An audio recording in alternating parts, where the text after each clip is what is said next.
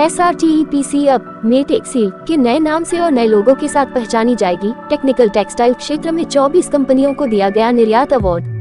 जी हां, आपको बता दें कि 13 सितंबर 2023 को मुंबई में the synthetic and rayon textiles export promotion council SRTEPC अब man made and technical textiles export promotion council Matexil के नए नाम से और नए लोगों के साथ पहचानी जाएगी, ऐसा काउंसिल के चेयरमैन भद्रेश दोदिया ने बताया। काउंसिल के तत्वावधान में 12 सितंबर को मुंबई में टेक्निकल टेक्सटाइल क्षेत्र में सर्वश्रेष्ठ प्रदर्शन करने वाली 24 कंपनियों को निर्यात अवार्ड केंद्रीय टेक्सटाइल्स राज्य मंत्री श्रीमती दर्शना विक्रम जरदोश के हस्ते प्रदान किया गया।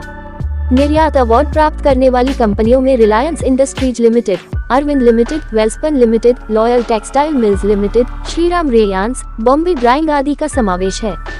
इस निर्यात समारोह में केंद्रीय टेक्सटाइल्स मंत्रालय, व्यापार उद्योग मंत्रालय, DGFT, कस्टम विभाग के उच्चाधिकारी तथा टेक्निकल टेक्सटाइल उद्योग के अग्रणी उपस्थित रहे। निर्यात अवार्ड समारोह के साथ growing opportunities in technical textiles विषय पर सम्मेलन का आयोजन किया गया। इसमें पैनल चर्चा का आयोजन भी किया गया, जिसमें भारतीय टेक्निकल टेक्सटाइल्स क्षेत्र के अग्रणियों और सरकारी अधिकारियों ने पैनलिस्ट के रूप में अभिमत व्यक्त किए। समारोह की मुख्य अतिथि और केंद्रीय टेक्सटाइल राज्य मंत्री श्रीमती दर्शना जरदोश ने मेटेक्सील के चेयरमैन भद्रेश दोदिया ने कहा कि टेक्निकल टेक्सटाइल्स क्षेत्र में भारत इस समय विकासशील चरण में है।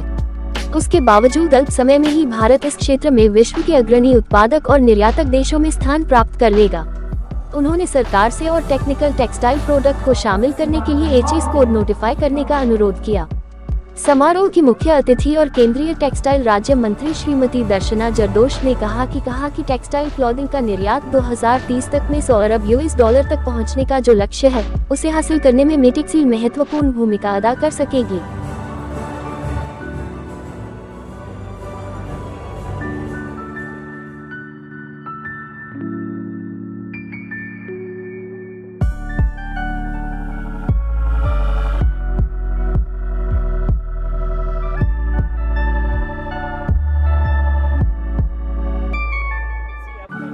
हो गया 1954 से जो एक्सपोर्ट के साथ में मिलकर जो टेक्सटाइल से जुड़े हुए लोग आज टेक्निकल टेक्सटाइल और मैन-मेड फाइबर के लिए इकट्ठा हुए हैं।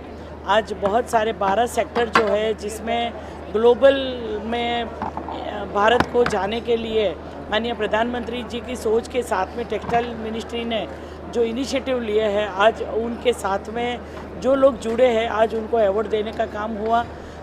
खास करके जियो टेक्सटाइल, मेडिकल टेक्सटाइल और जो कई स्पोर्ट्स से वेयर वाले जितने भी टेक्निकल टेक्सटाइल के कंपोनेंट हैं, उनके अवार्ड दिए गए। उनको प्रमोशन के साथ में आने वाले समय में आत्मनिर्भर भारत की ओर बढ़ते हुए भारत को नई ऊंचाई पर ले जाने के लिए सब लोग कटिबद्ध हैं। मैम, हमारे देश में G20 का एक सफल आयोजन हुआ है, इस पे क्या कहेंगे? G20 में पूरी दुनिया ने देखा, पूरी दुनिया के लीडर के नाते माननीय प्रधानमंत्री जी ने सबको वेलकम किया, हमारी संस्कृति दिखाई, सांस्कृतिक विरासत को संभल कर आगे जाना है, बड़े संकल्प लेके आगे जाना है और नए भारत का निर्माण करना है, जो एक विश्व गुरु की ओर आगे बढ़ता है। तो उन्होंने जो नालंदा विद्यापीठ से लेके गांधी जी के संदेश तक उन्होंने जो भारत दिखाया, वो सबको पसंद आया। पर्सनली जो भारत मंडपम में कार्यक्रम हुआ, जहाँ पे इतने सारे विषय के ऊपर और कम से कम 300 जगह पे ये G20 समिट का आयोजन हुआ। 62 से ज़्यादा पूरे देश के एक भारत श्रेष्ठ भारत की तरह सभी राज्यों को और सभी शहरों में अपनी सांस्कृतिक विरासत को दिखाया गया और इसके नाते सभी सेक्टर के ऊपर जो चर्चा हुई, जो हमने अपना विज़न रखा, वो पूरी दुनिया ने माना। और ये जो टेक्निकल टेक्सटाइल का सबसे अच्छा यूज़ ये भारत मंडपम में देखने को आपको मिलेगा। और जो हमें होश था, हम लोग ने जो G20 का आयोजन किया था, इसमें एक कंट्री को आगे लेके G21 तक आगे बढ़ने की जो शुरुआत प्रधानमंत्री जी ने करी, वो बहुत अच्छा रहा। आज आपने कुछ लोगों को सम्मानित भी किया, इसलिए क्या? ये लोग कई सालों से भारत को बदलने के जो नए कंपोनेंट है, इसमें जुड़े हुए हैं। खास करके भारत की जितनी भी इंडस्ट्री थी, टेक्सटाइल इंडस्ट्री, वो कॉटन बेस्ड थी। अब मैन मेड फाइबर, क्योंकि मैन मेड फाइबर पूरी दुनिया यूज़ करता है, वो सस्टेनेबल भी है, रिसाइकल भी है और इसके साथ में ग्लोबल मार्केट भी है। तो उसको आगे ले जाने के लिए ये जो अवार्ड दिए गए, जो लोग कई सालों से इसमें एक्सपर्ट ही है, उन्होंने बहुत अच्छे, खास करके कोविड के बाद में जो हम लोगों ने मेडिकल के लिए, मेडिकल टेक्सटाइल के लिए जिन्होंने काम किया, रोड्स वगैरह बनाने के लिए जो जियो टेक्सटाइल के ऊपर काम किया, स्पॉटेक्स के ऊपर काम किया, उनको अवार्ड दिए गए। आई थिंक ये पहला ऐसा आयोजन हुआ है जो टेक्निकल टेक्सटाइल एक्सपोर्टर्स को रिकॉग्निशन मिले, और ये मुमकिन हो पाया है बिकॉज मिनिस्ट्री ऑफ टेक्सटाइल का समर्थन मिला है हमें। और ये आयोजन से डेफिनेटली टेक्निकल टेक्सटाइल को एक सेंटर स्टेज टेक्सटाइल में देखने की उम्मीद करेंगे, एंड हम उम्मीद करेंगे कि और कई कन्वेंशनल टेक्सटाइल वाले ये नई एज टेक्नोलॉजी और टेक्निकल टेक्सटाइल में जुड़े और इसको और आगे बढ़ाएं। न्यू ब्रांड जो आपने अभी अनाउंसमेंट किया, इसका मेन कारण क्या है?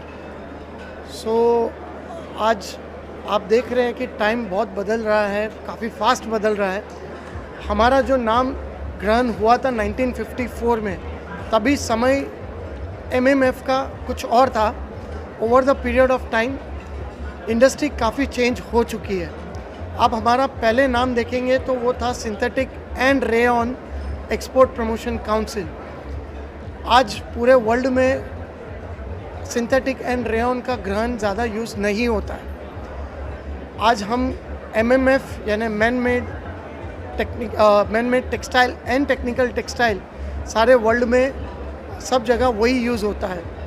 तो जब हमें टेक्निकल टेक्सटाइल का मैंडेट मिला था इंडस्ट्री से, तो हम कई लोगों के पास जा रहे थे, उनको समझ रहे थे, उनसे फीडबैक ले रहे थे।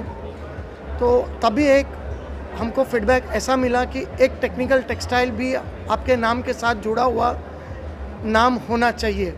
तो वहाँ से हमने सारा नाम से जी, अभी आप देखेंगे Matexil stands for man made and technical textile export promotion council. So that's why नाम आपका चेंज किया। जी। सर, आज यूनियन टेक्सटाइल मिनिस्टर और स्टेट टेक्सटाइल मिनिस्टर मतलब पीयूष जी और जसना में नायडू आपके साथ जुड़े, आपके साथ जुड़े आवाज़ आपके काफ़ी प्रोत्साहन मिलती है हमको। We are very very encouraged, and आप देख रहे हैं कि ये गवर्नमेंट का अप्रोच रहा है to encourage new things, new Heights.